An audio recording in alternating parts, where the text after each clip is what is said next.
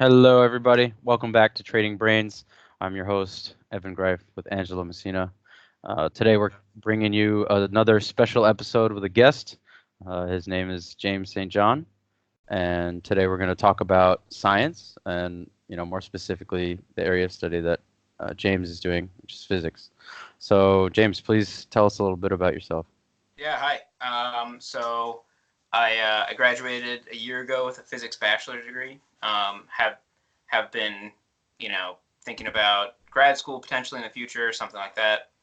But after I graduated, I worked for a laser company for a year as a laser engineer in the R&D department. So I helped Hmm. design. So I helped design, lasers, high-powered lasers, mostly for manufacturing. That would be used for cutting glass, cutting. Or like Uh, welding. what do you say? Sorry. Sorry, yeah, for cutting. Yeah, cutting and welding. I think that's what we said. Yeah. So it was a cool job, but I moved on to now I'm working at the college I actually graduated from Hmm. as the lab coordinator. So I set up and maintain all the labs and work in some of the research labs, and I'm just generally part of the department, the physics department. So it's kind of cool. I'm working with the professors I used to have, um, so yeah, that's my rough background. Okay. Um, At the what? laser, Cool. Evan, No, you can go.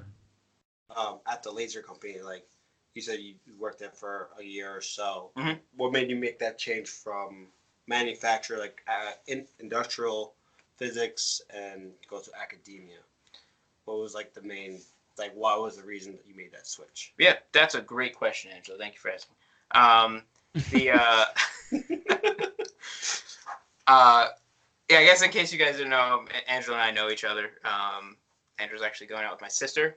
Right, yeah, I our don't know listeners. if I'm allowed to say that. No, All right, cool. I mean, you already did, Yeah, so the cat's out of the bag, I guys. think it's Oh fine. no. I think it's fine.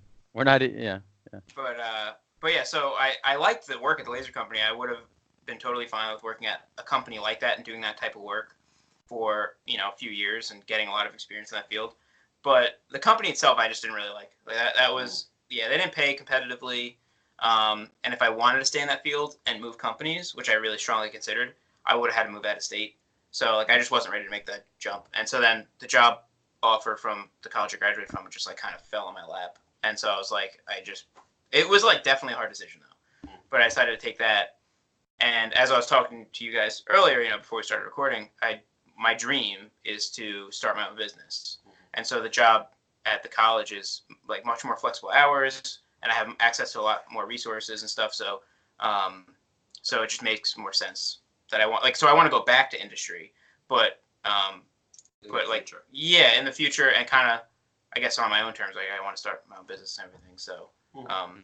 and I don't mean that in a cocky way. I'm probably not going to be in the laser field or anything, but Would it be Don't not in don't be laser humble, field? man. It's like we need more entrepreneurs. So hey, we'll yeah. see how it goes. Like the idea that you want to do in your business is more be like science based Yeah, businesses, or like kind of like it would definitely be. So I've had a few business ideas so far, and I actually the whole reason why I started doing this. And if you guys don't want to get into this, that's totally fine. I know this isn't a group therapy session or something. The podcast, man. Say what's on your mind. Wait, what? Well, How do you say that in Spanish? The podcast. How do you say podcast in Spanish? El podcasto. hello, podcast. Yeah, El podcasto. I don't know, man. I feel like I that don't know would what this sound better word if in you said it in Spanish the for. language. But anyway, yeah. So a little bit of backstory with me. My senior year at college, I tried to do a startup with one of my friends. Where we were doing financial investing and trying to develop some algorithms for trading on the foreign exchange market. Okay. Because that's open 24/7, and is it open 24/7? I think it's open. Whatever, it's open. Talking about Or I forex, think it's right? 24/5. I think it's not open on the weekends. Yeah. Yeah. Sorry. And it's been a little over a year since we were doing that.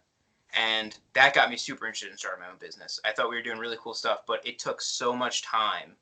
It doesn't sound like a lot of time, but we were working on that about 20 hours a week during my senior year, and that on top of my classwork, and on top of the lab work that I was doing as well, because I was working in a research lab at my school, and it was just I got burnt out so quickly. So then, and a few other things. So we stopped doing that, but it got it. Damn. That sounds like We something I would realized. have loved to be involved in.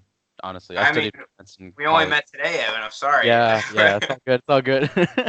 But it still definitely had it. I guess it probably still has potential. My friend actually still is working on it, to like a lesser degree, but it's just I got so burned out, and I realized like if we wanted it to be successful, it would have taken at least probably like 5 years, Right. to like really start seeing some, like, or start like legitimately making it into a business. And so I didn't see it. Unfortunately, I didn't see it like, I wasn't able to stay with it, but that got me super interested to start my own business. So I would love to do something definitely like math based, probably like more physics and science based though, in terms of a business. So Right. as a short blurb, also, sorry. Don't be sorry. No, I know I can talk like all day, dude. Yeah, you can, and like the podcast can be as long as we need it to be. Oh yeah, all right, cool. 10 years later. Yeah, pretty much.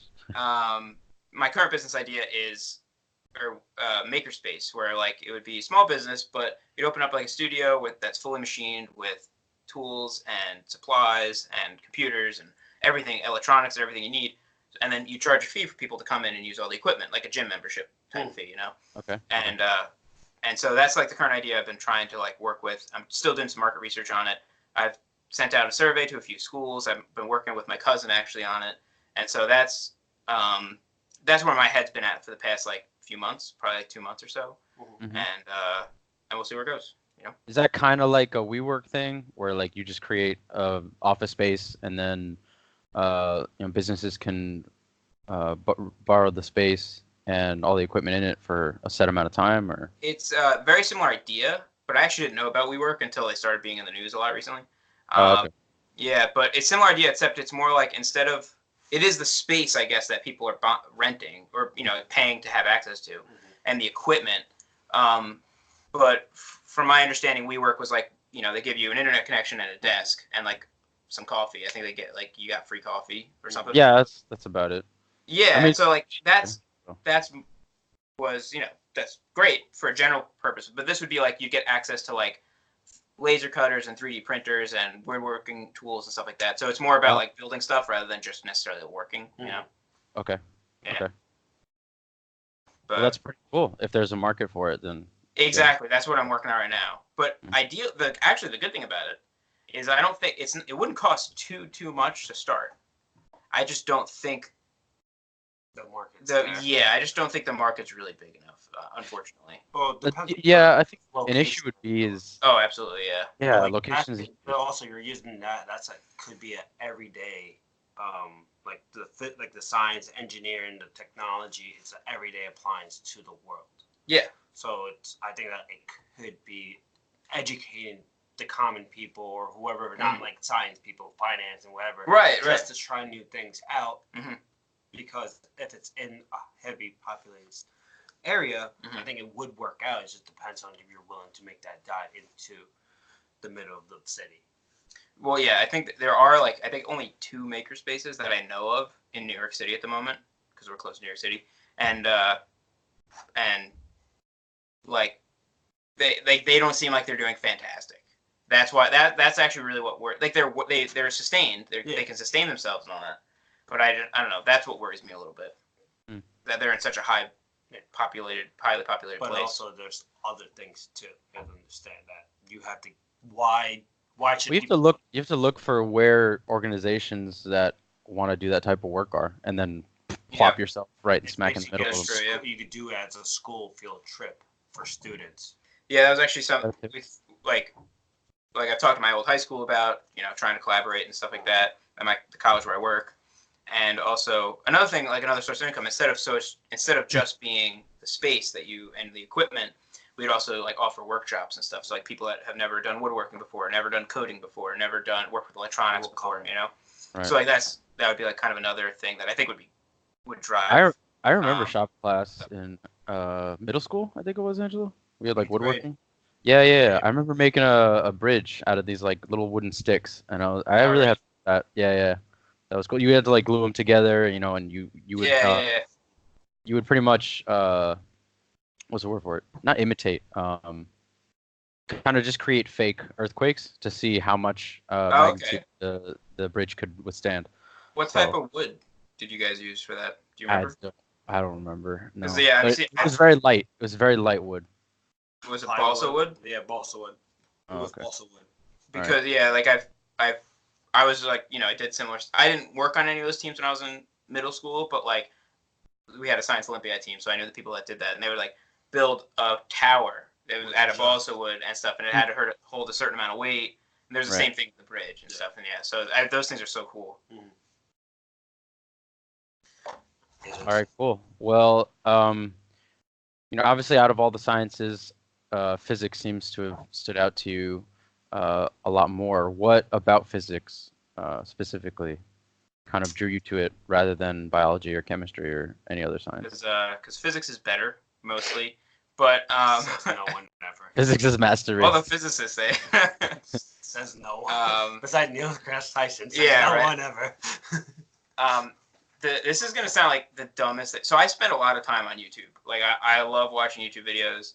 I love science videos and stuff like that. So when I was a senior in high school, I saw a video by a guy, Derek Mueller. He has a channel, Veritasium. He has like a few million subscribers. He's pretty big. And he did a video collaborating with Vsauce about chaos theory and about how humans, in theory, could have free will because of the uncertainty principle of physics. And it all came back to like this statistics and some quantum mechanics and like some really interesting stuff. Probably like honestly, even to this day, that I saw that video like 4 or 5 years ago. Even to this day, like probably my favorite video ever. And it blew my mind. And that was like the first time I seriously started thinking about majoring in physics. And Please send me that video later. I'm interested. Yeah, definitely, absolutely, dude. We can put it in the description in the All right. video if like you guys are cool with that. Yeah. And what was I gonna say? So yeah, that was definitely the first time I really strongly started considering it. I remember Googling like that night, like degrees in theoretical physics and stuff like that, and then you find out that there's no like bachelor degree in that. That's only like a graduate degree type thing. And so when I entered college, I was actually undecided. I was between doing psychology and doing physics because I just like both of them. And this is gonna sound so shitty of me to say this. Am I allowed to curse on this podcast? Yeah. I mean, All right, cool. we don't have any problems I with it. think we have. All right, I cool. think we have in the past, and yeah, Angela, I'm cool with it if you are. So. All right, yeah. You got to keep it monetized. You know what I'm saying? So but anyway. So Yeah, but you can remain monetized even with cursing. It's true. What But do you wanna don't want to say? take the risk. What do you want to say? So anyway, Yeah.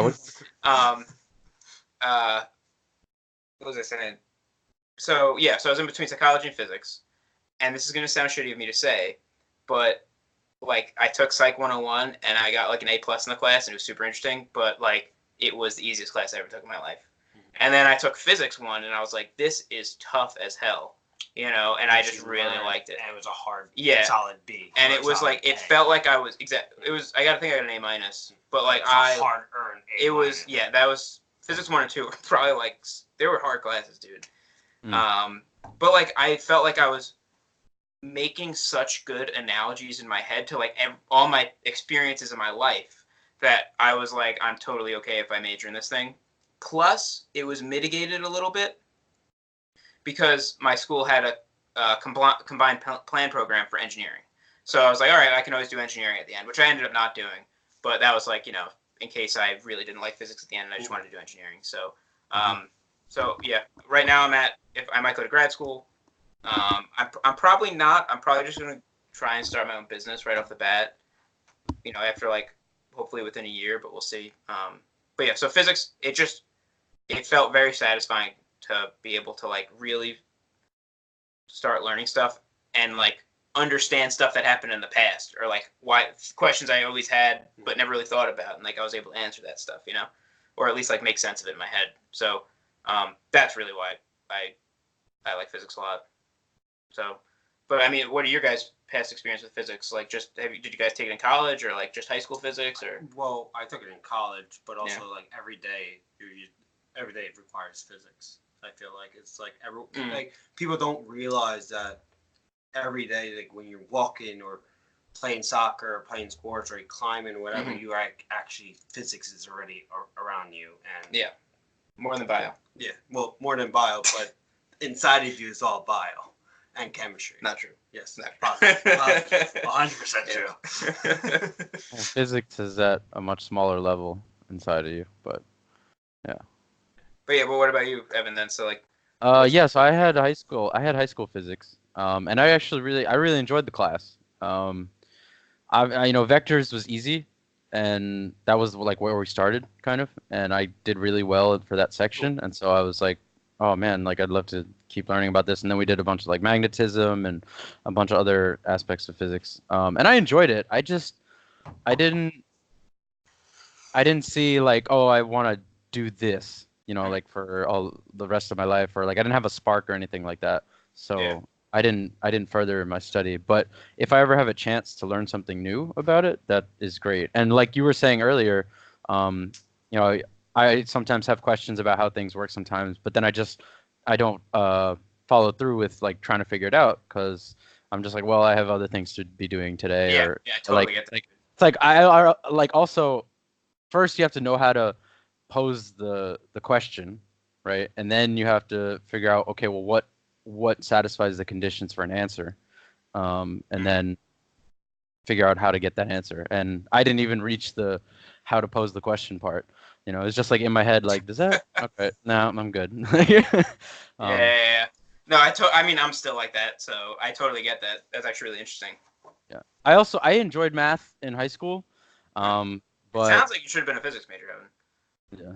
yeah. I liked math. Math didn't like me. And I think Angela remembers. I had I took like regular math, not like the advanced math classes. And that year we had three different teachers. Because two of them got Had fired that in the same happen. year. Two of them got fired in the same year. Oh man. Yeah. So I basically wasn't taught algebra correctly, and then High school. everything after that required a like good Oh foundational yeah. of algebra. That's So when I took like calc. I got screwed with everything after Yeah. that. That's actually really interesting though, because I totally agree. Like when I took calc in college, um, I took it as a sophomore, so like I hadn't done any math for like a year. That's when I declared my major as like a physics major and all that stuff. So, uh, and I heard this saying that is absolutely true. It's like people take Calc 1 to finally fail algebra. And that's exactly how I felt. Like I was like, oh, all this algebra that I used in high school like is actually important. Like I had no idea like how much I needed it until I did, right? You know? So I'd love to go back and study math and get better. Like I still have some bookmarked websites. There's a website called Better Explained. There's this guy who has a whole blog and he has a bunch of math concepts and equations and stuff like that. But he gives these amazing analogies and you know, obviously the name of the site is Better Explained, and he's explaining math concepts in a way that is more conducive to actually learning it rather than just memorization. You know, it's like understanding the underlying reason behind the way the math is working rather than saying, well, here's the equation, here's what it is, just memorize that and get it right on the test, you know? Yeah. So there's actually a great YouTube channel, 3 Blue 1 Brown. He also has millions of subscribers. He's a math guy, and he'll explain the craziest stuff in like perfect detail. But it's like, so I think he has plenty of like stuff like algebra stuff that he'll explain. But then he'll go into like complicated calc stuff that I've never even heard of, and I'll get it. It's crazy. So highly recommend that guy too. Okay, cool. Well, we can put that in the description as well, and that way I can check it out. Yeah, but what I was saying is that like I'd love to just go there and learn as much as possible, but I also have a day job, and you know, time is a limited resource. So I totally get that too. But I'll get into it.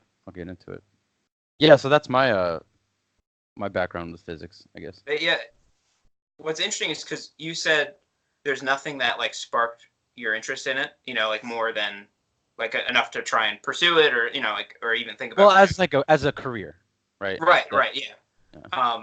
Because I was totally the same way in high school when I took physics my senior year. Like I was like, yeah, it was actually the science class I did the worst in high school. Like I always did well in my science classes, like but in chem, bio, and earth science, I'll have like you know like that was always my top class. It was like always my best class. Like normally like high, like towards 100 average.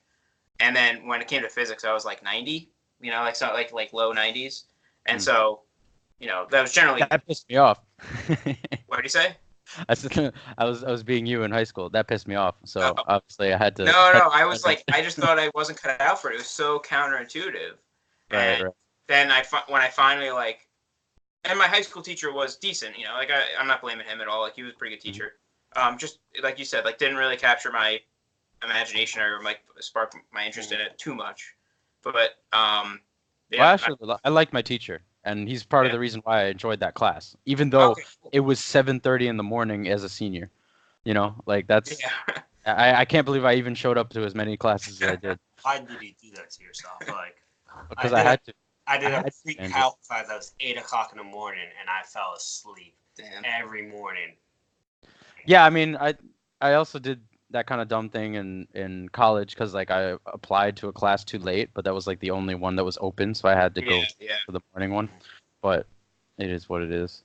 Yeah, no, I enjoyed the class. I think with math, like I love it when I get it, like when everything clicks and I understand every piece of the puzzle. That's like such a satisfying and gratifying moment. But it's when I get stuck and then I don't know where to look to move to the next level is when I'm just like, okay, let me just take a break on this. Yeah. Interesting. Yeah. All right. So moving on. What do you feel is one of the more interesting discoveries in the history of physics? Ooh, yeah, it's a big. All right.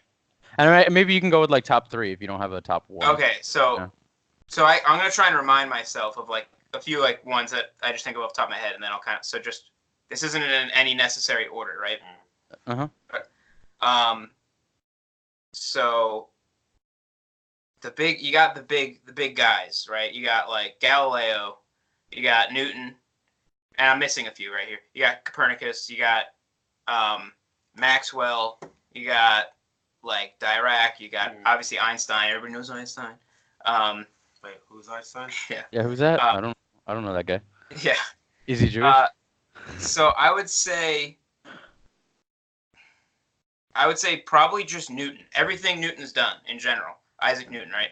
And he has probably also one of the most badass quotes ever, which is, "If I have seen farther, it is only by standing on the shoulders of giants." And that's like and he was like a really cocky dude. So like I found that he was also a virgin his whole life. I found that so kind of like humbling to hear somebody like him say that. Like he recognizes that all his work that he did that we still use today was only possible because of all the people that came before him and all that stuff, which I just still think is mind blowing. I think that's awesome. And so all of Physics 1 and all of Physics 1 in college, in most college courses, is all Newtonian mechanics. And then there are some more advanced like dynamics classes where you learn about thermo. Thermo's not. I mean, he probably did stuff with thermo. I don't know. He did so much stuff. Well, I'm just saying like the advanced. Yeah, but like even more advanced stuff when it comes to like. I heard he even did stuff with like alchemy and stuff and like. I see. I didn't even know that. Yeah. Stuff. Well, I was watching. I think it was Cosmos, or I was watching some documentary that was covering a bunch of scientists. Maybe it wasn't Cosmos, but with Neil deGrasse Tyson. But I think I was watching another documentary that was covering the history of a bunch of physicians, and it would go through their whole lifetime, right? And it would tell you about stuff that I never knew about. And Newton was trying to figure stuff out with alchemy, and then he was like, "Nah, this isn't working." That's like the start of chemistry too. Is like all chemists were like alchemists, like and they were all like trying to turn lead into gold. They were all trying to like make gold like stuff. One of my chem professors told me that. That was like kind of funny, but yeah. So all right. So if I really had to go for like the big one, I unfortunately, as much as it pains me to say though, I would say Einstein. Like just the amount of stuff that he theorized existed, and then the amount of stuff that we proved that he was right about is mind-boggling. I mean, obviously you have special relativity and general relativity and stuff like that, which he's most well known for. But he actually won the Nobel Prize for the photoelectric effect, which is how solar cells work, how like solar panels, all that stuff work. So that was like one of his first papers, I think. And like when in 1905 he published like 5 papers, and then that one of them was photoelectric effect, and that's what he won the Nobel Prize for. So just like crazy amount of volume of stuff he put out, and like he was a really good student when he was doing post secondary school, so like in academia and stuff. But I don't think, from what I understand, nobody thought of him as like a specifically really good student, like like somebody that would really do great stuff. So really interesting. I mean, all around Einstein's super interesting. He's just like as much, and it pains me to say it because it's just the obvious answer. That's why I don't like saying it, but it's the obvious answer for a reason, I guess. So I would say everything from Newton, everything from Einstein, and probably if I had to go for a third one, I would go with Maxwell, James Clerk Maxwell. He did a lot of theory work on speed of light and on light and electromagnetic stuff. I mean, like that's a hot take. Like, there's no like real reasoning behind any of that. But Maxwell, I feel like, is actually probably one of the more underrated physicists. Okay. So he's the first person to actually theoretically go through the calculation and find out what the speed of light was. So it turns out, if I forget exactly what it is, I think it's if you multiply 1 divided by the square root of mu naught epsilon naught. So mu naught is like I don't know if this sounds familiar to you guys. Like it's the Nope, it does not. It's like it's a constant. There are 2 constants. So like mu naught is the permeability of free space, and epsilon naught is the permittivity of free space. So one's used in electrics, one's used with electricity, and one's used with magnetics, with magnets and stuff. And a light is an electromagnetic wave. So yeah, when you multiply those 2 things together, you get the speed of light. And it turns out, like, holy shit, when we were able to measure it decades later, he was totally right. So, oh wait, I have a fourth. Sorry. What? There's more. Yeah. I was gonna say one of my all-time favorite experiments is the Michelson-Morley experiment. If you're ever interested in that, I'm gonna plug. I actually made a video about it on YouTube. Okay. All right. And it explains the Michelson-Morley experiment. I guess if you guys are okay, we can cut this out if you want. But if you guys are okay with it, you can put it in the description. That's fine. But it's fine. Yeah. Slower. Yeah. So Michael. Oh, I'm sorry. So I'm getting excited. Yeah. Yeah. You seem to enjoy talking about physics. Yeah, I know. The Michelson-Morley experiment. So it's Albert Michelson, who was a physicist at the United States Naval Academy in like 1880s. Okay. And a chemistry professor, Edward Morley, who did nothing to contribute to the project except he like supplied a pool of mercury, because that was needed for the project. And and basically what they did was they disproved the theory of the ether, which was a whole thing. I guess I won't get into too much detail. Just I'm talking too much already. I'm sorry, guys. No. But you can say whatever you want. I say whatever I want. Whatever you want. So long story short, he disproved the ether, which was actually proposed by Maxwell. So, but Albert Michelson, like really thought the ether existed. Mm-hmm. So he was set like, out to prove that it does exist. That. Right. What's up? Yeah, sorry. He set out to prove that it does exist, but then he disproved it. Exactly, and he like didn't believe it.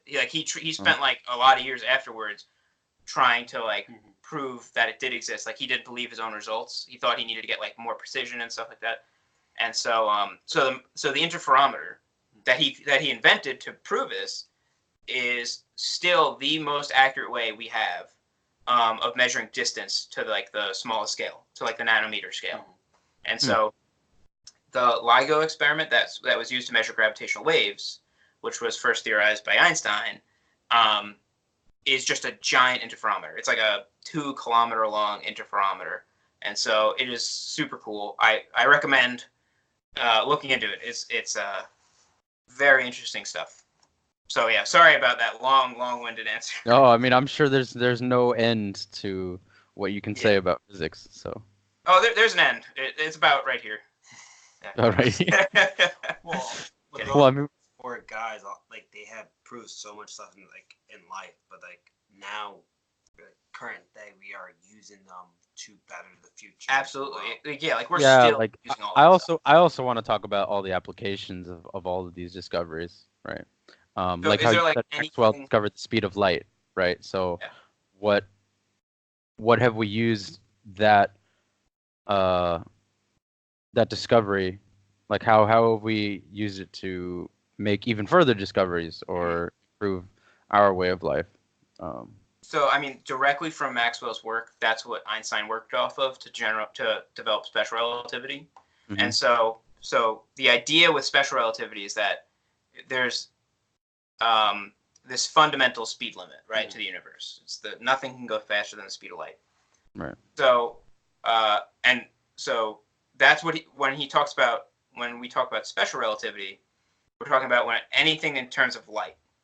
But when we talk about general relativity, it's anything else. So it's normally gravity and large things that are affected by gravity. Whereas light is, special relativity is how light is affected by gravity. Light is affected by gravity differently than all other things.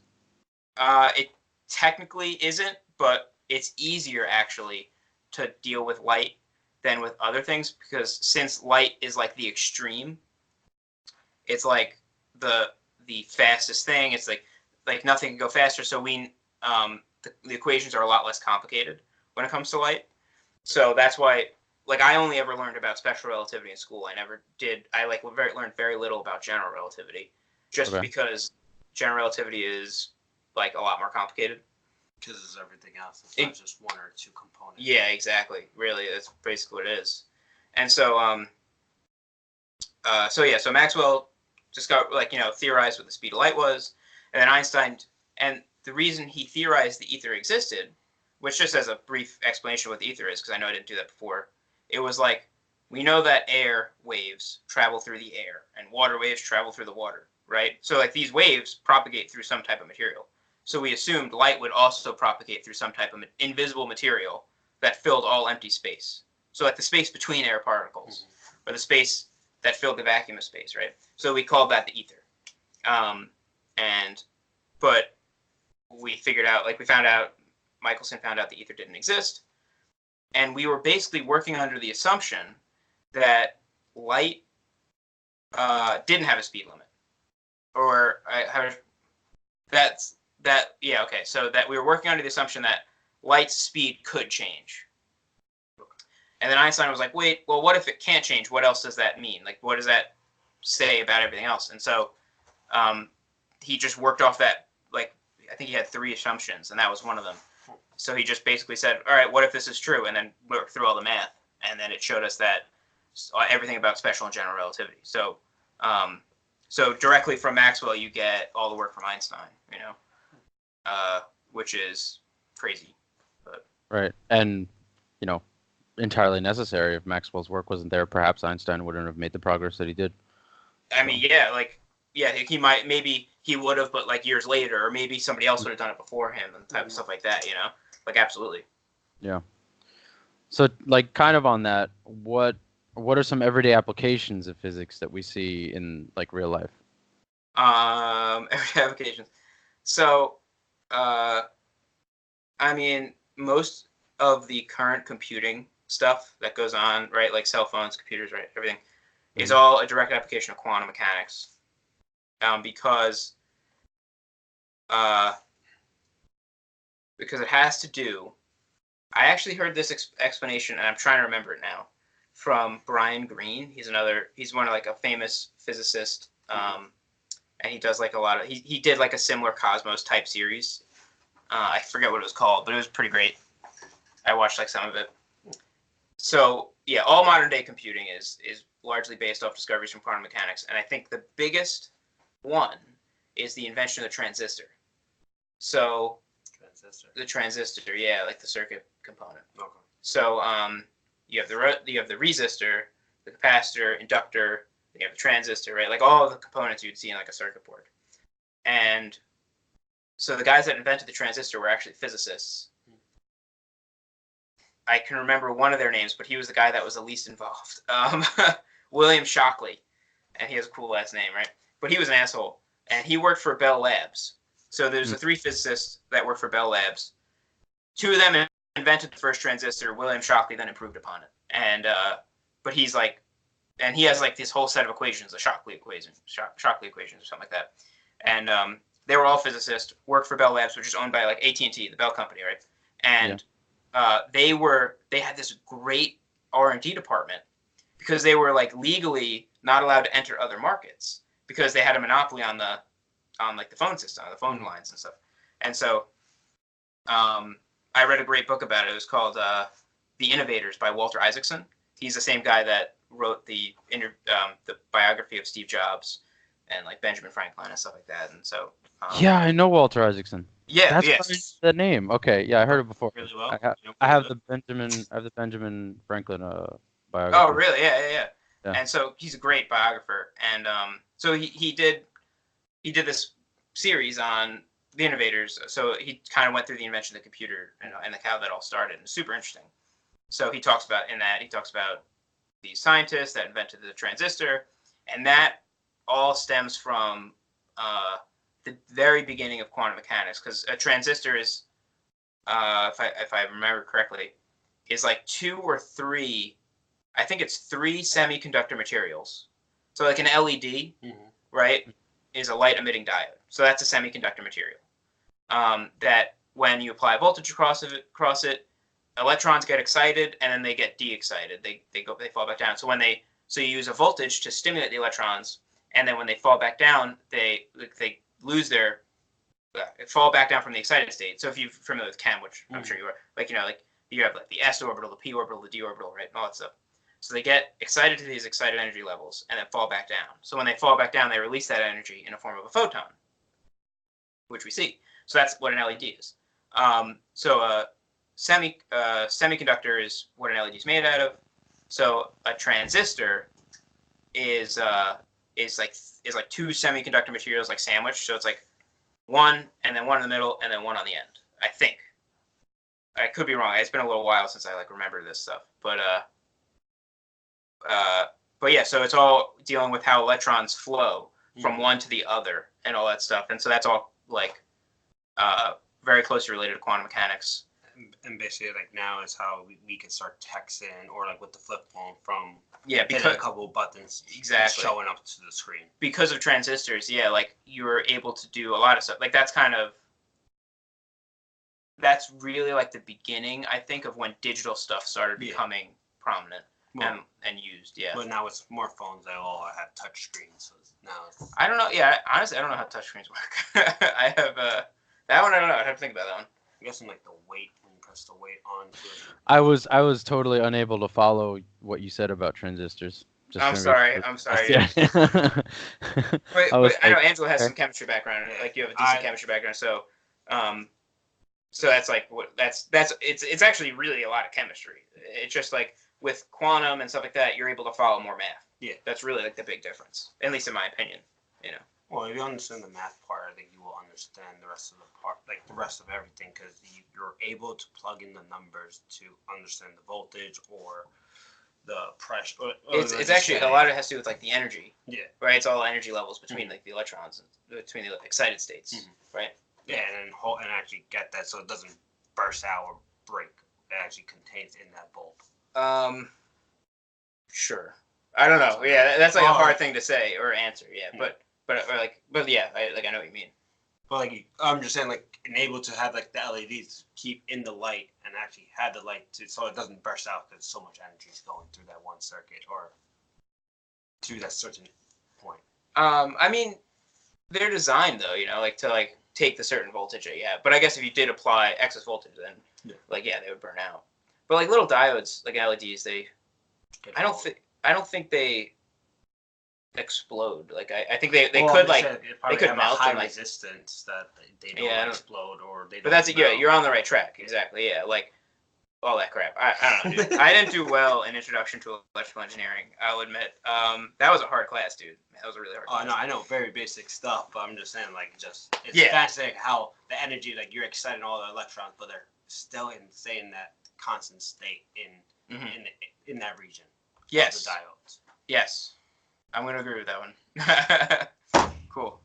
Right on. But I mean, yeah. Like, were you guys ever like kids when you were younger? Like, did you ever like take stuff apart? Yeah, I was a kid. Really? Yeah. Okay. Yeah. Like, I definitely Super did that. Nintendo. Oh, really? In all the games. Take those. Well, so honestly, my parents my parents thought I was gonna be an engineer because I don't know if you remember the toy Kinect. Oh yeah, I remember. AINECT. Yeah. So when I was like 4 years old or so, I was at my grandparents' house and I was making like a swing set out of those Kinect pieces. But I was looking at the instructions and I was looking at it upside down. And I made the swing set upside down. And then I was like, huh. And then I just flipped it over. I'm like, okay, cool, I made it, um, but yeah, no, I like to build stuff. Not so much take stuff apart. I didn't do a lot of Okay. that, but yeah. Yeah, that's cool. Like, yeah, I'm actually, now that I think about it, I think I'm more on the same page as with that. Like, I'll take some stuff apart, and I did that when I was a kid, but I actually think I only did it because my dad would always say that he did that as a kid. Like, I rarely thought about it on my own. And but yeah, I like building stuff and just making like stupid shit. And, Well, also, you know. your dad didn't have smartphones or video game. Well, they had video games, but I also just didn't want to destroy anything valuable. Like I didn't That's want to actually destroy anything valuable. that's actually really interesting. It's something else that Walter Isaacson talks about in The Innovators, where it's like transistor radios back in the day were built so that they could be repaired if they broke. So like, you could do a home repair on it or something like that.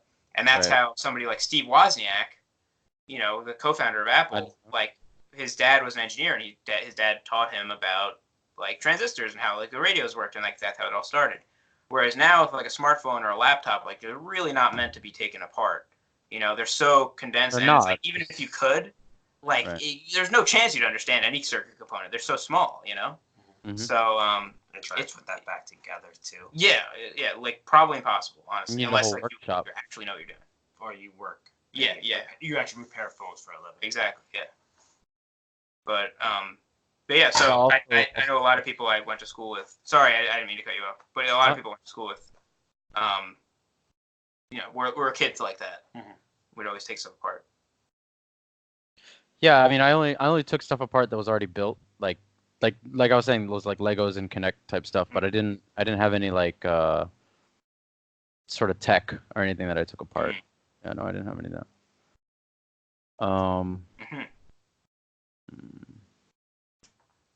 This is kind of like a complete new topic, but Do it. what Let's burn the old topic. it's kind of like twofold because this one is short, so I'm gonna say the second one. But what are the names of some organizations that are making breakthroughs in the field of physics? And then on top of that, in terms of the breakdown of who's actually doing a lot of the research behind physics, is it more academia? Is it privately funded research organizations, or is it a mix of the both? Do they collaborate? What's that like?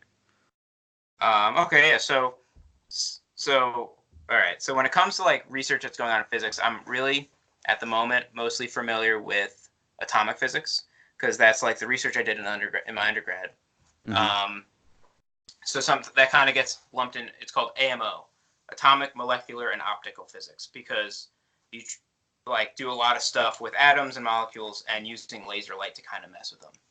And so in terms of like two big names that I know about that are really doing a lot of AMO, is the biggest is probably University of Colorado at Boulder. I actually have a friend that graduated a little bit earlier than me and is now there working in a Nobel Prize winner's lab.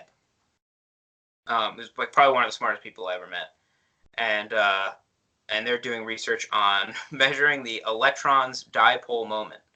So that's just like such a cool thing. So the idea is if the electron isn't perfectly round, if it's not like a perfect sphere, I'm making a sphere, then its charge wouldn't be completely uniformly distributed. So that means like the top of the electron might be slightly more negative than the bottom or something like that. Okay. Yeah, that makes sense. Yeah, and so it's super hard to measure because it's, as far as we know, it is a perfect point charge. Like it's basically a perfect sphere that, has a totally uniform charge. So if you did want to measure its charge, it would be if you did want to try and measure, like if it didn't have a perfectly uniformly distributed charge, it would be so close to zero, you'd need to have like super accurate measurement techniques. Because the way that the stupid way that you would measure it is, right, you'd put like you'd shoot a bunch of electrons through an electric field, and you would count how many get deflected in one direction or the other. And so you would expect, if it's a perfect negative charge, to always get deflected in one direction. But like if a certain percentage get reflected to the left or to the right, in a different direction, then you'd be like, all right, well, something's going on here, right? You should be able to figure that out. And so because like that percentage that's deflected is so small, you need, I mean, this is like, again, like I'm not explaining this experiment correctly. If anybody, who's going to watch this is like, understands, or is like kind of like in that field as well. So don't give me too much hate. But, yeah, so like that number that would be deflected is so small, it would be really hard to accurately like detect it. Is there, this could be a stupid question, but is there a way to actually like not create, but like if there's an electron that's not perfectly sphered, is a way to make it perfectly sphered? I have no idea. So Is there anything? Are there any observed. implications of like how? And this is I'm going off of what I've heard. I don't have any research background. Like electrons sometimes just kind of randomly move, and change position. Like quantum tunneling or something like that. Yeah. Something like that. So like while it's traveling, if it moves a little bit, like, well, I'm sure people would have discovered this already if that were the case. But what I was thinking was if it moves all of a sudden while it's traveling, then once it gets deflected, if it's moved, then the movement could have affected the way that it's getting deflected. I see what you're saying. Okay, yeah. So I have no idea. I really don't know. Like, all right. Yeah. Honestly, I like it. Yeah, like electrons, we've never even directly observed an electron. You know what I mean? Like we know they exist. Like a theoretical, right? Like when we try to make a picture of it, it's like what we think. We have no clue what the fuck is going on, dude. Like, like when it comes down to like trying to describe what's physically happening, that's really what physics is about. Like when it comes to the electrons, it's like we can draw these nice diagrams that talk about the amount of energy the electrons have or something like that. But what's like physically happening, it's like, as far as I know, I don't think we know. You know, like there's more to see. There's more to learn about. Oh my God, yeah. So that's what I know. One of the people I know is doing at UC Boulder. There's another student that graduated a few years before me. He's now at Stony Brook University on Long Island, and he's doing atomic physics with what is his research about? I forget what his research is about. I think he's doing he's doing controlled collisions, like on like the something crazy like femtosecond time scale. So it's like femtosecond is 1,000 times faster than nanosecond. Okay. Yeah. So femto. If you're working on the nanosecond time scale, which is what my lab did in my undergrad career, what happens is you actually cool atoms down. So you can get this optical cooling effect, where you basically use a photon, you can push an atom, and then which gets it into the excited state, but then it loses a photon, so it ends up like losing more energy than you give it, or something like that. So that's cooling. But if you do it even faster, like 100 times or 1,000 times faster, you get a heating effect. So that's what he's doing. Well, it won't, like in that theory, it just won't give that a cooling effect to happen. I don't know. I really don't know. It's way too complicated. Wait. But I'm just saying, like, when you're talking, that's what happens. Yeah. When you were working in your undergrad with the nanosecond time scale, you would give it a little bit of energy, but then it would like take off those photons or more photons than the ones that you give it, so that's why it's cooling down. Or I think so. If I remember correctly, there's kind of like two components. So we would create a MOT, which is MOT, magneto optical trap. And yes, Magneto, like the X-Men evil villain. Yes. Yeah. And so what would happen is a photon would come in from a laser, and that would excite one of the electrons surrounding the atom into a higher energy state. Okay. But because we were doing this at room temperature, right? The atom, when it gets hit by the photon, is actually either moving towards or moving away from the laser. Okay. So you get this Doppler effect, which you guys might have heard of before, and I know they've talked about it on Big Bang Theory and stuff like that too. That was actually the first time I ever learned about it. And you get this Doppler effect where, because the atom is moving towards the photon, the atom actually sees a slightly higher frequency. It's like the photon has a little bit more energy because of the Doppler effect. And so I think that's where most of the extra energy it loses comes from or goes to. Man, I wish I remembered it more. I don't want to say anything that's like too inaccurate, but Okay. and so you have the lasers, which were one part of it, but then you'd also have a magnetic field surrounding it, and that would be actually what traps the atoms once they're cold. Okay. And so so I still struggle to understand the research that I was doing in my All right. I was gonna ask about now, like the femtosecond time scale and how would that work different from what you just did, but yeah, that's yeah. like, I mean, you're not working on it, so okay, I can't really exactly. ask you Yeah, that. that's a good excuse. Yeah, I'm not working on it. Yeah, it's not your project. Yeah. Well, it's okay to say I don't know to certain things. Oh, Oh, I yeah. absolutely don't know. Yeah, Yeah, I absolutely don't know. I mean, it's so complicated. But in terms of like groundbreaking physics though, University of Colorado at Boulder, one of the best schools. I mean, any like big school that has a big physics department, they're almost always doing awesome physics research. Right. And like UC Boulder's closest competitor is probably Harvard, and then but in terms of just like the most interesting research that's going on right now, it would have to go to CERN in Geneva, Switzerland. They have the Right. Large Hadron Collider. I mean, that's like the coolest shit, Yeah, I bet. That's like a physicist's dream to go Oh there. my! I It's actually had a insane. friend. Yeah, one of my undergrad friends who's now at Columbia, doing engineering. He spent a summer at CERN. He got an internship there. Yeah, and he was working like he would help collect data and analyze data, and he got it. I mean, like that internship they only accepted like 4 students, I think, around the country, and he's brilliant, like super smart guy. Right. And like I actually haven't talked to him in a little while, so I should talk to him and see how that was. Yeah, but CERN definitely like one of the best places to be. Absolutely. So sorry, you said I know. I gotta stop talking, man. I'm sorry. Wait, what? But yeah. So obviously academics and the international community, like and stuff like that. But the government, I would say, is not. I don't think too much is really happening in private industry when it comes to physics research.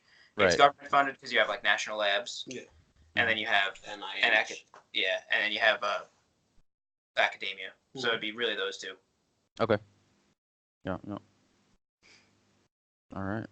So how can somebody listening to this podcast right now use rudimentary or fundamental knowledge of physics to their benefit? Everywhere. Everywhere. Like, when you're trying to jack your car up, or use a fulcrum to raise something. I mean, I guess if you're trying to jack your car up, like, just be careful. I don't know. Yeah, just make sure you get it underneath the frame if it has like a frame, stuff like that. So the biggest problem a lot of people when they try to open like a pickle jar. Oh, yeah. It's like a lot of people like they start banging on the table trying to get that little pressure because they're not getting enough pressure on the when they're trying to twist the torque. I didn't know that actually. It's a lot. I'm saying like a lot of people would use the pickle jar. They use the table to break, like not break it, but kind of like release some pressure on the cap. Oh, okay. And so that's. Yeah. I didn't know that. Yeah. Right. Fun fact. I actually really don't like pickles. Well, I usually take like a small towel or whatever just to get better grip. Well, yeah, but that's the grip because like sometimes like you have oily hands, so you can't get good grip. But a lot of people would do is just they'll bang it on like the side of the table and then not on the glass part. Don't break on the glass. Right. Yeah. I was gonna say like on the side of the lid. Yeah, I can open it up really fast. Just smash. And don't mind having glass in your meal, But so physics in everyday life, though, I would say, I think people don't see it. I feel like it's everywhere. It absolutely is everywhere, but it's more like it's a little bit deeper than you would have to pay attention to normally. Mhm. You know, so What I was saying, like, you know, having such and such knowledge of how physics works, you can use it to this advantage. Would that be like Okay. science literacy? Like, not like understanding the Oh, concept? I know Yeah. exactly. I have a perfect example. So this is not like Great. this is less visual. Like because you guys are using examples, like jacking a car, which is like there's a lot of physics going on there. But I would say the best use of it, and in terms of if more people knew about it, would actually just be estimating. And this is gonna sound weird, but like my college advisor, like one of my honestly like a really good friend of mine, and now he's my boss because I work at the same college. Right. He that was the first thing we learned in physics 1 was estimation. And what I mean by that is like he would give us a problem and just say like how many blades of grass are on a football field or something like that. You know, you're like, all right, well, a football field's 100 yards long, and how wide is it? I don't even know. It's like 30 feet wide, 60 feet wide. I don't know. I think it's 60 yards. I mean, but whatever it is. Yeah, whatever. You have the measurements. You have. Yeah, and Let's go with 160. yeah, sure. So you'd be like, all right, so how big is a blade of grass? And it's like, oh well, it's one, Millimeter. Well, I was gonna try and keep it in the same units. So if you have yards and feet and stuff, so a blade of grass is like 1/100th of an inch or something like that. So then you just divide, do 300 feet times 180 feet divided by 0.001. Right, and then you get an estimate of how many blades of grass there are, or something Well, like wouldn't that. you have to account for the distance, the average distance between each blade? In my estimation, I'm guessing that the 1/100th of an inch is like the average space that one blade will take up. I guess including the space between it, right? Okay. So right, but that's I a get really it. important distinction, right? Because like that's a really valid thing to It could say. be a really bad patch of grass that there's complete dead spot. Well, it's literally just grass, like because if there's no dirt between the blades, then Right, yeah, right. Just had like piles of clipped grass. yeah. But, Someone just mowed the lawn. Yeah, but yeah. So that's it's a silly example, but I mean it's like you guys might have heard this term before, like back of the envelope calculation, where like it comes from the idea of like you have a small piece of paper like an envelope and you just like do some simple math on it, and that skill is actually one of the most important things I think a lot of physicists use, myself included, because not that I'm a physicist, I don't have a PhD, just an undergraduate degree, but just having an idea of what the right answer is before you actually find it is super helpful, because especially when I was taking tests in undergrad, like I would get an answer that I knew just intuitively isn't right, or I shouldn't say intuitively, right? But just because right? I was able to form a basic idea of what the answer should be and like what range, I'd be like, all right, that's obviously not correct. I must have messed something up. And if that happens when it comes to research, that's obviously a huge win. You realize that you made a mistake before you tried to publish anything. Right. And so that carry on with that research with some sort of error, and waste. Exactly. Perhaps. Yeah. And so if people, I think that's personally useful skill. Like I've used that a lot. I would say definitely in every math problem I've probably ever done, I've used it. So when it comes to school or when it comes to work, but I've used it a lot also when I was a laser engineer, and I'd be trying to design a laser cavity and be like, all right, I know that the previous cavity I designed, for example, had a certain amount of power output, and this cavity is really similar with a small difference. So I should be getting, a little bit more, a little bit less. And if I get something totally different, then I'll know like, oh, maybe the cavity is okay, but something else is wrong. Like I forgot, like something is damaged, like one of the mirror components in the cavity or something like that. And as simple as that sounds, like I found it super helpful. And I would say probably in cases like that, 90% of the time it'd be like, oh yeah, the crystal burnt out or something like that, or like I didn't realize I didn't turn the laser on or something like that, like something stupid. But yeah, I mean, do you guys have like top of your head examples, something similar? Well, I said the car jack thing, but I think that estimation point is very applicable to almost anything, like you were saying. So yeah, you do work in finance stuff, right? Yeah. Oh, No, I don't. no. I don't do work in finance. Yeah, I studied it in university. Oh, okay. Okay. I was very interested in finance and statistics and like economics, but I never figured out how to uh yeah, like apply for jobs in that industry or who to talk to get into that industry. I didn't have a lot of help from like a career advisor or counselor. Yeah, I'm or sorry, whatever, dude. so I mean, hey, it's the onus is Accept my apology, Evan. I'm sorry. okay, fine, I'll accept it, but the onus is on me at the end of the day. Yeah. Like I need to accept that responsibility. Otherwise, I'm just gonna be like, well, the world didn't provide me with a path. Mm. I have to go look for it now, and I'm still actually open to uh, totally changing my career in that direction because I was very interested in finance and all of that in university, and I want to explore it again. And that might be a topic for another podcast. Whole career changes. Yeah. Um, Absolutely. But in terms of other examples, I don't have anything else. The other examples like estimation. I'm guessing like a lot of people like in a jar how many like M&Ms are in this jar. I mean, that's exactly Yeah, that's a classic question that you get asked. Yeah. Oh yeah, because like there's always in fairs it's like guess how many M&Ms are Yeah. in this jar and you get this you win What my this prize. yeah, like my advisor, before he was a I just professor. want to answer with. So, sorry, what was that? I want to answer with n amount. Yeah. um, but so my advisor before he was a professor was a consultant. So he said he did back of the envelope calculation all the time. And so on the test, I think on one of our tests, he gave us a problem like, how many computer chips are there in colleges across the United States?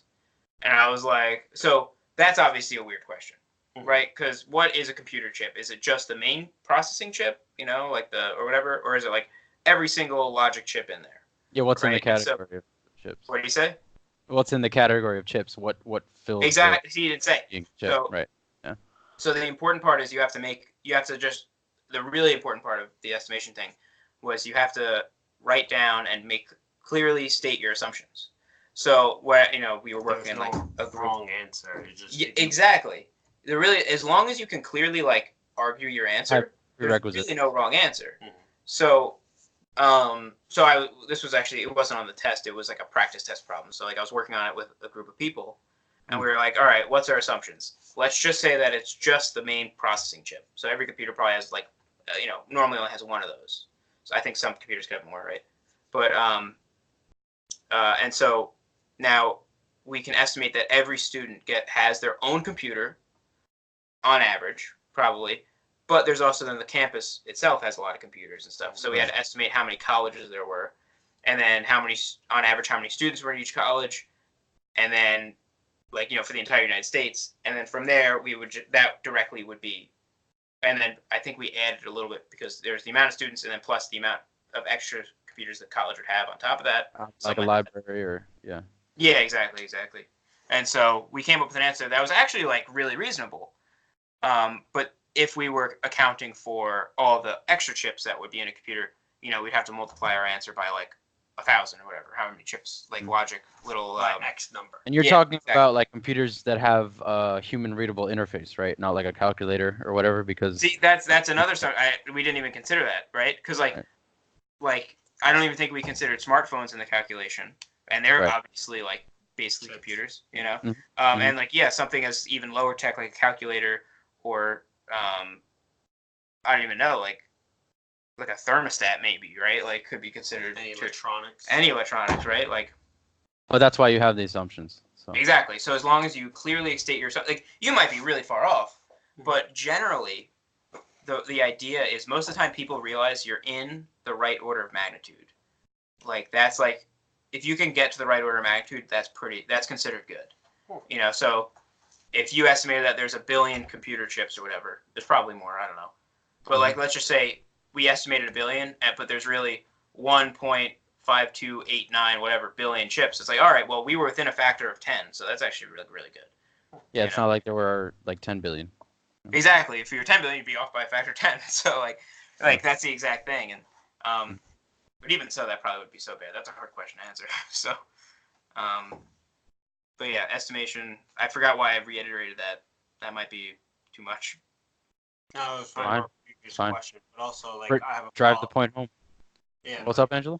I have a following question to like you explain a lot from like this episode going on. Like, is there people? Have you ever considered doing like not TED Talks, but like YouTube talk about physics or different models? Me, you talking to me? Yes. Oh, other than the videos, I made like a few short videos on it. Shout out to my channel, Renewable Innovation. Yes. Please plug If it's yourself. okay with you guys, we could put it. I think I already asked that. Yes, I'm sorry. go. Well, you don't I see my have list thought of about it. questions here, but our last question we have for you is where can people find you? So Twitter, Instagram, Facebook. Okay, if you cool. want people to find you. So Okay, cool. Yeah. So, all right. Yeah, great. So, but Lead into it. wait. So, is this like the music? Am I like being pushed off the stage? Like I'm like this is like no, man. I mean, well, the thing is, yanking you. I'm out. kidding. I have one more question, but you guys were kind of already talking about your channel and like where people can find you, so figured I'd ask at this point. All right. Yeah. And we'll put it in the description. Yeah, I appreciate that. So Yeah. that people can find you easily. But wait. Evan, I don't know how question. I don't know how the editing is the. So I don't know if you. We're not gonna edit this. We're not gonna No edit editing. this. No editing. It's a Oh, podcast, no. man. I'm sorry. Guys, this is all This is all Yeah, going so, up. this is what the viewers gonna get. Okay. So all right. So I'll answer Angela's question first, and then if you. answer I have him. another one after it. Yeah, answer Okay. him, and then we'll. All right, cool. Sounds good. So to answer your question, yeah, I thought a lot about doing teaching as well, and I think I'd really like teaching as a job. Right now, I'm teaching actually a lab at the school I work at, a Physics 1 lab, and it's a lot of fun. Like I made the students plot, like we were shooting cannonballs out of these little projectile motion things, and I made them plot the trajectory of the entire path of the ball using whatever equations, and it was a lot of work. That one I felt a little bad about. I made them do a lot of work for that one, but it was a lot of fun, and I could totally see myself teaching in the future. And now that I work at a university, I actually do have an easier option to now go back to school for a master's degree in education. Mhm. But I don't know. We'll see. But in terms of TED Talks, I think I have to be invited for that stuff. So I don't know. Whoa, I would insane. love to give a TED Talk. Yeah. I don't know what I'd give it on. I'd probably give it on some nonsense, like how to estimate how many blades of Well, grass I know, or but you whatever. can still do like on YouTube and Yeah. do your own thing about it. Exactly. I was working on that for the past couple months.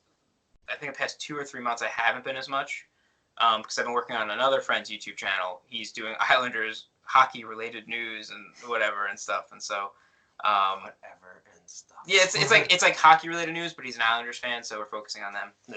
And that just took up all the time I would have spent on the other Yeah. one. So we'll see. I really hope to get back to stuff like that. Like I enjoy it, and mostly I'm learning from it, so that's why I like it. But yeah. So then Evan, what was your question? Yeah. Well, basically, where can people find you? Your YouTube channel and Twitter, Instagram, Oh, Facebook. wait, If but you're was there really- another question? Share it. Yeah, there is another one. Can I What? try and answer it briefly? Is that doable? Huh? What is that? What is If the- you don't know the question, how are you gonna answer it briefly? Well, I will try. I don't know. Okay, right. If you can say, what is your current research focused on? Nothing. I'm not doing any research. Cool. All right, that's a short answer. I am helping out in my old undergrad research lab, and some of the other research labs, but so it's still atomic physics, and right now I'm actually starting to get a little bit into astronomy and astrophysics, like very minimal. I'm just basically trying to fix the telescope that we have at the school and get more students interested in that. So I'm learning a lot about astronomy right now. But yeah. All right. But yeah, so where people That can was a short find me. So my YouTube channel is Renewable Innovation. It's a weird name. I know. Maybe we'll change it. I don't know. Why? So innovation. You asked a loaded question, man. So innovation. I asked because I wanted to know. No, I know. Just briefly, innovation sometimes ignores the maintenance side of things, right? Like if you were to make a new product or new idea, it might be great, but that might create, even if you create a whole new market for something, right? Like computers is probably a great example. I mean, that's such a big example.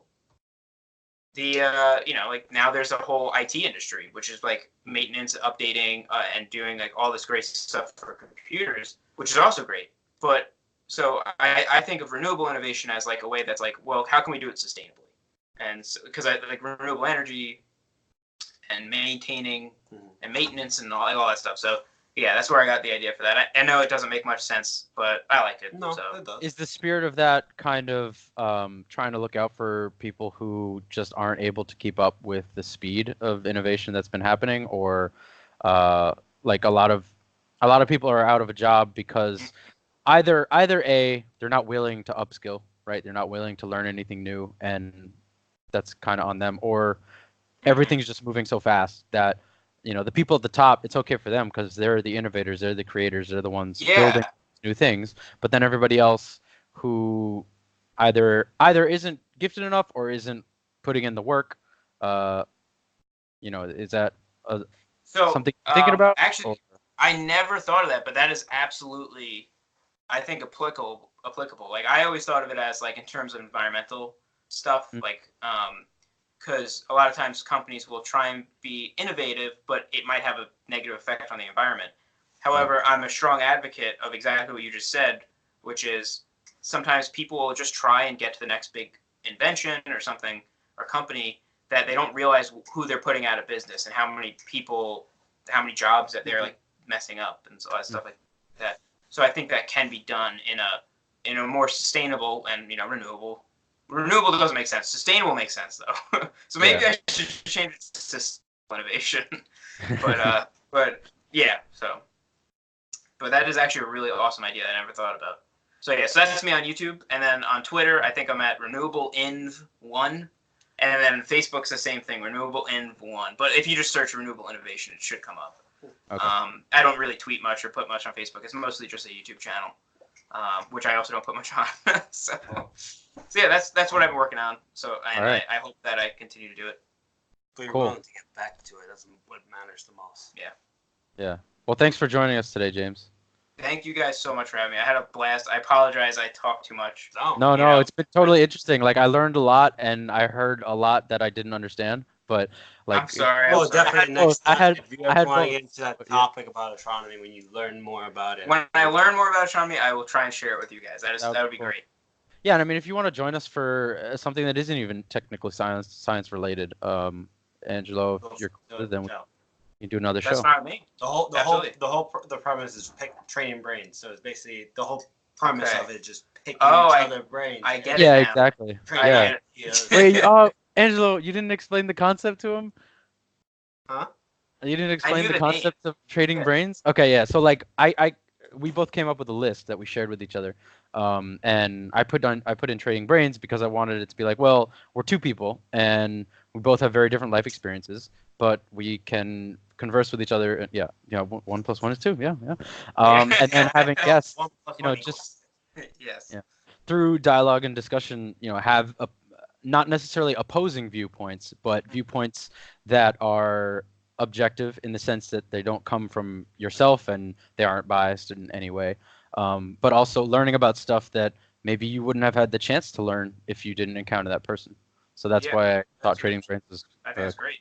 Do you guys, in general, tend to have like similar or different viewpoints about just like anything, or like kind of here and there? It's like not necessarily like. I think politically, Angelo and I are kind of close. Yeah. Okay. Oh, Yeah. not even just political. A lot of our talks we have been.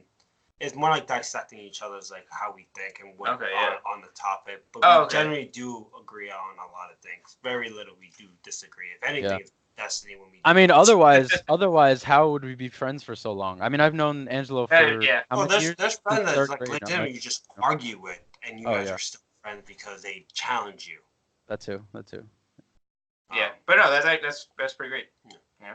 And it's cool that we can do this across the world. Absolutely. Oh, yeah. So, The whole point it's going Listen- back. It's when they listen to this episode, they reach out to us hopefully, and leave us a comment on like another episode idea. Yeah. That'd yeah, be cool. please like, share with your community, with your friends and your family, and if you have any criticisms or feedback, blame it all on James, and then tell us how we can make the show better. No, Come thanks, at me. thanks Reddit. again. Yeah, add him on Twitter. Add him. So thanks again for all the listeners, and we'll catch you on the next episode. Thank Bye you guys. bye.